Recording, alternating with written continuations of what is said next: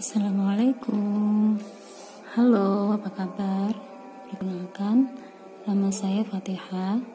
Saya salah satu pengajar di kampus swasta Jombang, Unwa.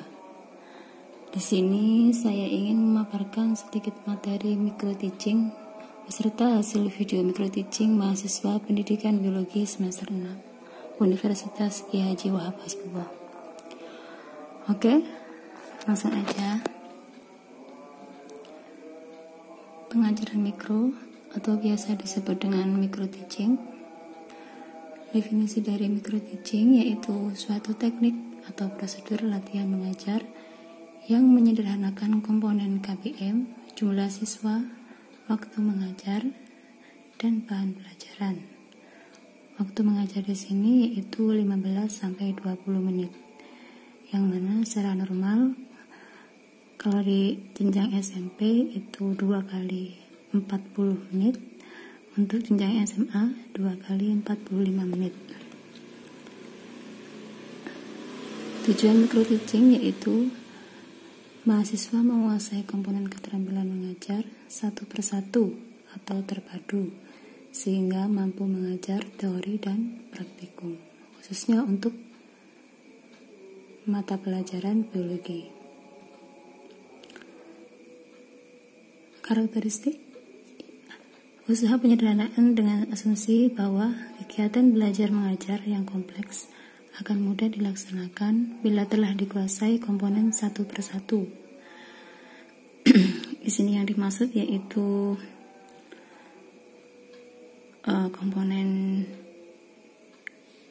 strategi, komponen metode, dan komponen model pembelajaran. Yang kedua yaitu perhatian dapat fokus kepada pembinaan keterampilan tertentu. Dan yang terakhir yaitu mudah diobservasi atau diamati jika jumlah siswanya hanya terbatas 10 atau 15 siswa. Kaitan dengan mata kuliah lain yaitu micro teaching berhubungan dengan perencanaan desain pembelajaran, yang mana di mata kuliah ini berisi tentang cara membuat perangkat pembelajaran, yaitu yang terdiri dari silabus, RPP, LKS, dan soal-soal latihan. Lalu ada pembekalan PPL. Hubungannya apa dengan micro teaching? Yaitu nanti micro teaching syarat untuk mata kuliah program pengalaman lapangan atau disebut dengan PPL, yang mana sebelum melakukan PPL ada yang namanya pembekalan PPL. Ini penampilan guru dari segi fisik, fisiologis. Yang pertama yaitu gerak, suara, kontak, diam. Yang kedua yaitu penampilan guru dilihat dari perwujudan, yaitu cara berpakaian, cara bersikap, cara berbicara, cara bertindak, kelulusan dan keterampilan berkomunikasi, penguasaan komponen mengajar, penguasaan bahan. Oke, selanjutnya peranan guru dalam kelas yaitu sebagai informator dan komunikator, organisator, motivator, katalisator, direktor, pencetus ide, mediator, penyebar luas ide, fasilitator, dan evaluator. Komponen keterampilan mengajar yaitu terdiri dari membuka pelajaran, menjelaskan, bertanya, menutup pelajaran, memberi penguatan, pengadaan variasi, mengelola kelas, dan memimpin diskusi. Demikian pemaparan materi tentang micro teaching. Selanjutnya saya akan menunjukkan video micro teaching hasil dari mahasiswa pendidikan biologi semester 6. yang keanekaragaman gen. Yang pertama, keanekaragaman individu dalam satu jenis individu. Nah, di sini pengertian gen adalah substansi terkecil atau unit dasar yang membawa faktor keturunan, dan melalui gen ini sifat-sifat induk diwariskan kepada keturunannya. Susunan atau komposisi gen genotip akan mengekspresikan sifat individu fenotip, dan keanekaragaman gen dapat terjadi akibat perkawinan antara makhluk hidup sejenis atau satu spesies. Mungkin teman anak-anak pernah lihat kucing? Pernah. Tapi biasanya keturunannya kan berwarna-warni. Jadi itu tergantung gennya dan juga dari gen bapaknya. Tergantung dari itu. Jadi itu termasuk keanekaragaman gen. Khusus untuk satu kucing, khusus untuk kucing saja. Kalau macan nanti dengan macan sendiri. Itu. Contohnya ini kan ayam. Jadi tiapnya ayam ini ada yang berbeda-beda, ada yang kenari, mawar, berbentuk seperti mangkok, berbentuk V, ada yang berbentuk kacang polong. Terus yang kupu-kupu ada yang berwarna-warni, tapi sejenis. Jadi satu spesies tapi ada yang warna-warni. Kemudian untuk yang bunga mawar ada yang berwarna merah, pink dan pink. Jadi jelas ya untuk yang keanekaragaman gen. Lanjut ya. Kemudian keanekaragaman jenis, yakni menunjukkan seluruh variasi yang terdapat pada makhluk hidup antar jenis interspesies dalam satu marga. Dan ini untuk yang keanekaragaman jenis lebih mudah diamati daripada keanekaragaman gen karena perbedaannya itu lebih mencolok. Contohnya, contoh yang paling paling kiri, yang pertama kan kelapa, lobster, aren, pinang. Jadi ini berbeda spesies tapi satu marga. Jadi dari bentuknya sudah berbeda, tetapi itu dari satu marga. Terus kemudian yang ini macan, singa, kucing, cita. Jadi ini genomnya semua genom marga, tetapi spesiesnya semuanya berbeda. Yang terakhir ini yang seperti bapak-bapak tadi. Yang sana gambar apa? Suka teki.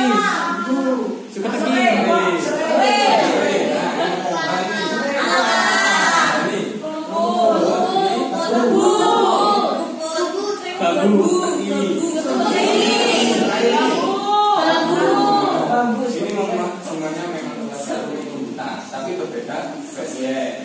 Ini yang spesies. Yang terakhir, keanekaragaman ekosistem. Di sini ekosistem pengertiannya adalah kesatuan tatanan antara segenap komponen biotik maupun abiotik. Jadi ada hubungan antar timbal balik antar makhluk hidup dengan lingkungan. Bagus. Umumnya ekosistem dibagi menjadi dua, yaitu ekosistem perairan atau ekosistem akuatik dan ekosistem daratan atau ekosistem terrestrial. Ekosistem daratan bisa terbagi atas beberapa bioma, antaranya bioma gurun, bioma padang rumput, bioma savana, bioma hutan hujan tropis, bioma taiga, dan bioma tundra. Dan untuk ekosistem perairan atau ekosistem akuatik ada ekosistem air tawar, ekosistem laut, ekosistem pantai, ekosistem hutan bakau, dan ekosistem terumbu karang. Ini contoh gambarnya. Ada, maaf ya kepotong karena lapangannya. Tapi yang pertama ekosistem padang rumput, ada tundra, ada pasir. Yang bawah ini ada hutan, ya. Terus terus ini lembah. Ini yang perairan ada gurun, ada hujan gugur, hutan gugur, hutan tropis, dan perairan lautan. Pantainya enggak, tapi ada ekosistem pantai. Jadi untuk materi hari ini, sekarang kita akan praktikum. Bapak ingin membagi kelompoknya secara homogen.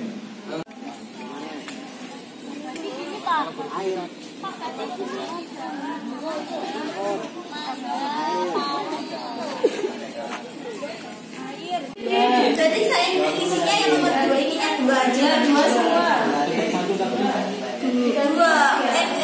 N di tabel kegiatan itu hanya 1 ya. Oh, itu 1. Ya. Yang lancar. Ukurnya dari akar atau dari batang akar? Berarti sama. Ya, yang kelihatan aja di sini. Nah, ini kan ada 4 ya. Ini tunggu sebentar ya. Ini kan ada setiap kapan ada 4 tumbuhan. Dicari tumbuhan yang paling panjang. Gimana cara mengukurnya? Cara mengukurnya bagaimana? Yang kelihatan di permukaan awan. Sudah spasi. Iki dicari yang paling panjang. Yang paling panjang biro. Biro.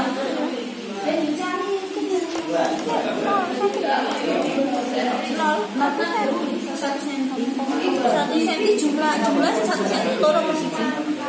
Ini jumlah daunnya lah. Jumlah daunnya 3 kaki. Dua kabel. Warna daunnya coklat ya. Hijau tua. Hijau kecoklat. Sini sih. Yo iki ora.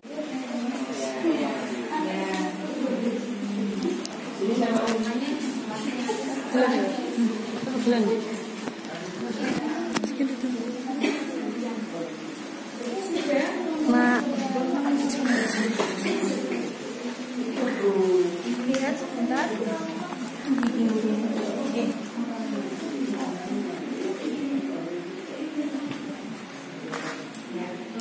Nanti dipresentasikan ke depan ya. Enggak dilaporkan.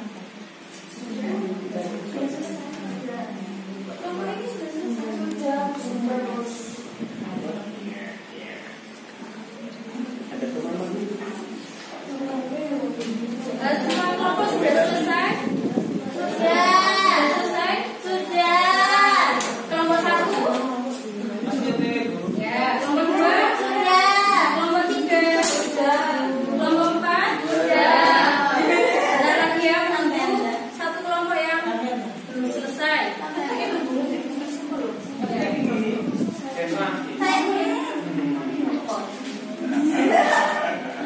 Saya maju. Ya, sambil menunggu temannya, kalau menulis kita presentasi terlebih dahulu ya. Baik kelompok 2 yang mau mempresentasikan hasil diskusinya, tolong diperhatikan, nggak boleh rame sendiri. Silakan Mbak.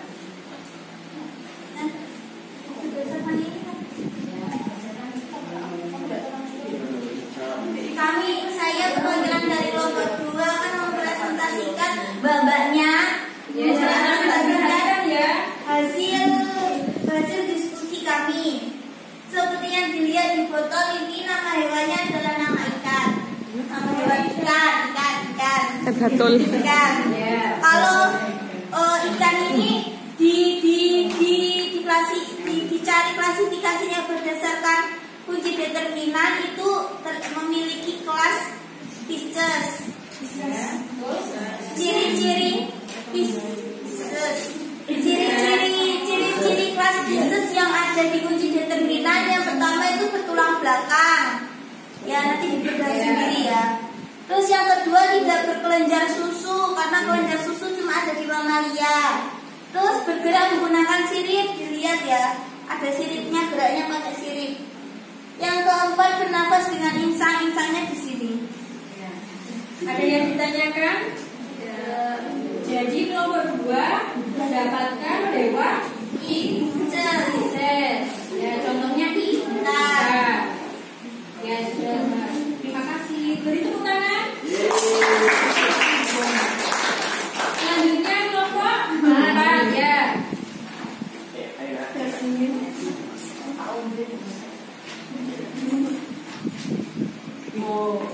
Kok berdua? Kami dari kelompok 4 akan mempresentasikan tentang ini namanya marmut berdasarkan kunci determinasi. Ini termasuk kelas mamalia. Bisa bicara apa? Ciri-cirinya memiliki tulang belakang, terus mempunyai kelenjar susu. Gimana? Bohong. Ini kelenjar susunya itu di bawah. Berhubung ini marmutnya jantan, jadi tidak ada. Emang yang punya kelenjar susu itu cewek? Iya, yang betina.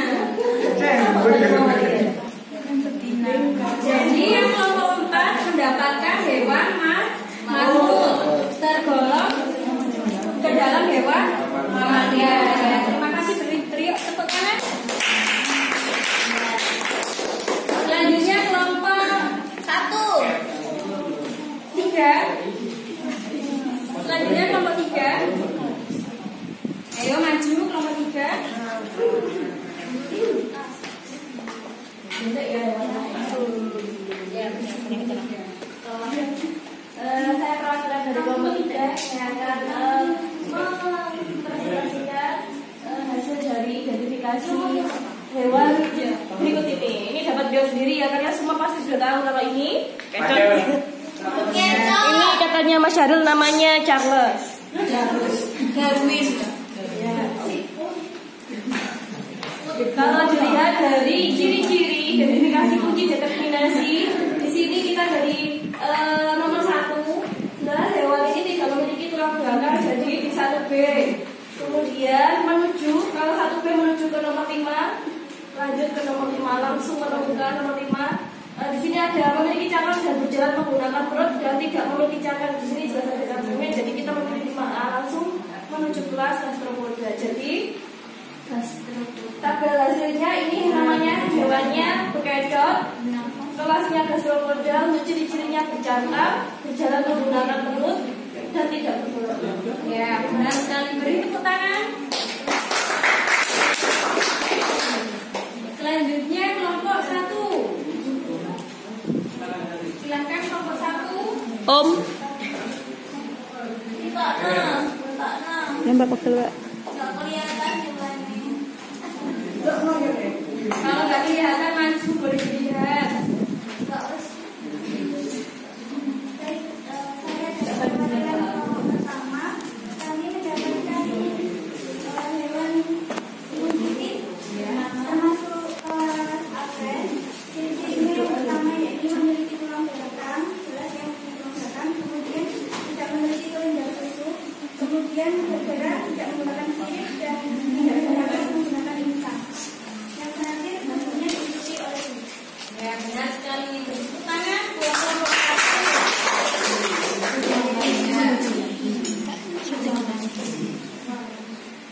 Selanjutnya Ibu akan mereview materi hari ini, materi klasifikasi makhluk hidup hari ini ya. Ya, Bu.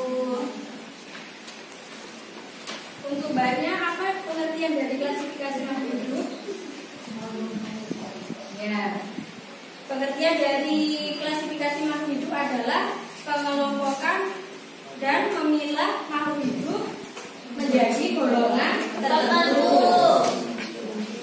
Selanjutnya, Mas Adi, contoh hewan Pisces.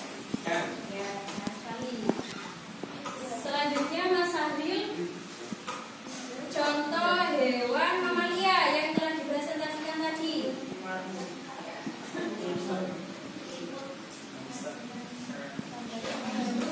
Banyak sebutkan hal yang mendasari dari klasifikasi makhluk hidup. Ada berapa tadi? 5. Ada? Ya. Apa saja, Mbak? Ya, yang kedua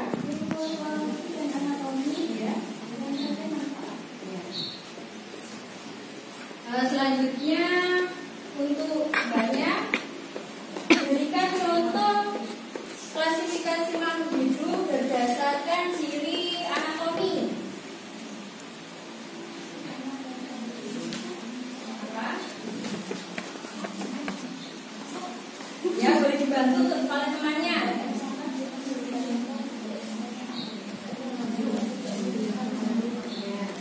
Jadi contoh dari klasifikasi hal yang mendasari klasifikasi makhluk hidup berdasarkan ciri anatominya itu ada atau tidaknya kandung pada batang tumbuhan.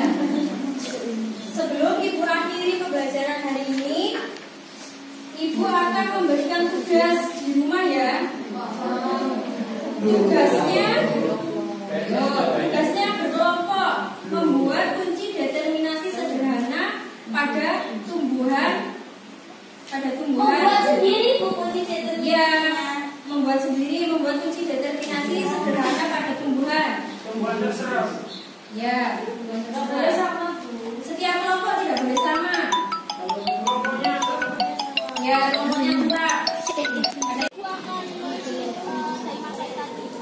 Untuk Mbak Ulan, apa sih yang dimaksud dengan tumbuhan monomotil yang diklasifikasi?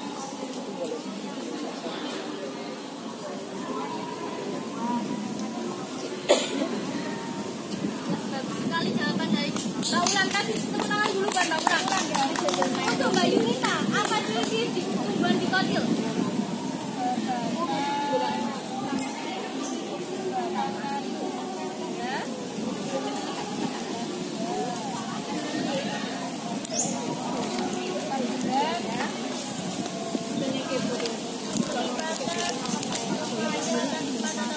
Apanya? Ya. Terus kali itu kurang buat Mbak Yunita. Untuk Mbak Yunita, Mbak Yunita, apa Yunita?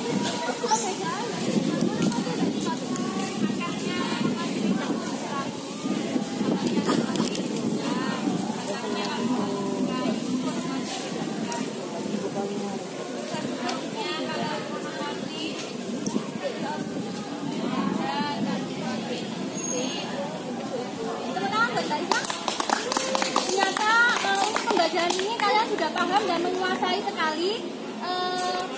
Mungkin itu yang bisa Ibu sampaikan. Untuk tugas individu minggu depan, yaitu setiap mahasiswa membuat keliti.